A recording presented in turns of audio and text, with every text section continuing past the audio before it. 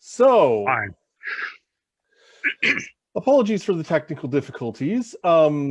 We are now going to have a chance to hear the story that we have been all writing together today, which has been terribly exciting for me. I am on the seat of my, or on the edge of my seat, the seat of my edge. I'm not sure where I was going with that. Anyway, Edgy, dude. totally edgy. Um, so,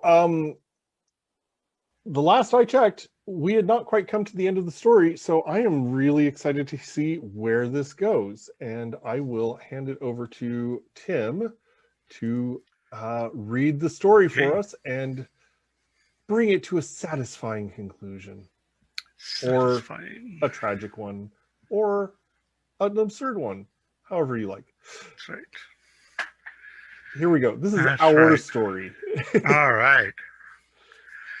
All right. Here we go. The collaborative fiction of Doxacon 2021, written by Elizabeth, Megan, Laura Brown, Tim Brown, Bev M. Cook, John Graham, Tanya E. Keenan, Robert King, Paul Schneider, and Mindy Welton Mitchell. Story in order of precedence: Prince Reginald, played by Tim Brown; Prince Reginald's retainer, played by Tim Brown; Mark the Rake, played by Tim Brown; Varen the Goatherd, played... Oh, get on with it. All right. Anyway, in ancient times, the people consulted the oracles to learn the will of the gods and to solve their problems.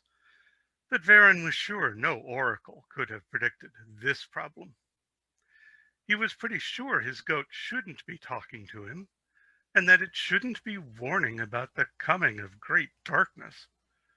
So Varen headed to a real bona fide oracle to figure out what was going on. Prepare for the coming of the eternal night. Prepare for the snuffing out of light, of joy, of all hope, wailed the goat. Shh, be quiet, Varen hissed, cheeks burning as he tried to hurry through the market street. But they did not escape notice. A princeling, eyes wide, gaped at them as they hurried by. A talking goat, he whispered in awe. It must be mine. Prince Reginald leaned towards his retainer, Edgar. Edgar, he intoned in his most authoritative voice, fetch me that goat. I must have it. Then Edgar turned and ran after Varen, who himself was running after the goat, which had bolted between two market stalls into the alleys of the city. Edgar's pounding footsteps and harsh breathing attracted the attention of the rake, leaning on the wall outside the tavern. Nudging his companions, he nodded towards Edgar and took off after him, drawing his rapier as he joined the chase. Varen, Edgar, and Mark the rake all lessened the distance between them and the goat, who had stopped in front of the local magistrate's building and was working at jumping upon a series of objects to reach the roof. He was still bleating his warnings to prepare for doom. You will all be turned into cabbages, and that's just the beginning. Mark cackled. It sounds like your goat wants to leave him alone. Wants you to leave him alone. Better give him over to me. He waved his rapier threateningly, grinning. You will not, cried the young prince. He's mine. You shall not have him.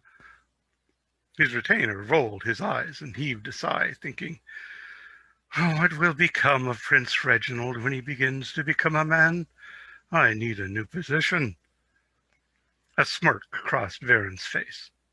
You can have him, but be forewarned, his diet leads to some disastrous consequences. The prince shrunk back in horror. Mark hesitated, and in that moment Varen took off as the goat leaped from the building towards freedom. Having put off their pursuers, at least temporarily, Varen scrambled to catch the goat before it reached the cliff. If the goat made it to that rocky face, Varen would never be able to catch it. Watching the others chase after the goat, Mark sheathed his sword with a look of disgust on his face. Oh, too much work, he growled. At least nobody expects cabbages to pay their bar tab. He returned to the tavern and signaled the barkeep for another round. But, but, whined Mark. The prophecy, the flying goat. You can't leave it be. The barkeep shook his head sadly over Mark's confused, drunken condition. Varin, Prince Reginald, and his retainer gave chase to the goat until they were out of breath. Their last sight of the prophetic goat was of it leaping among the crags of the Oracle's mountain. In the distance, as night fell around them, the goat's voice barely reached them in the chilling wind. Cabbages! Cabbages! Dun, dun, dun. The end.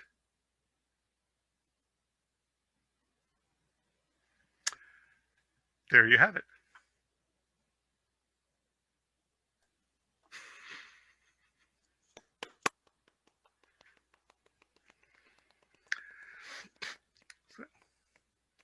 Thanks everyone for the contributions.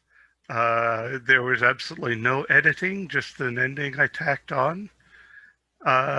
So that was the best dramatic reading I could give with absolutely no practice and no pay. So there you go. Best dramatic reading we could ask for the best story we could ask for. Fantastic. Thank you so much, Tim.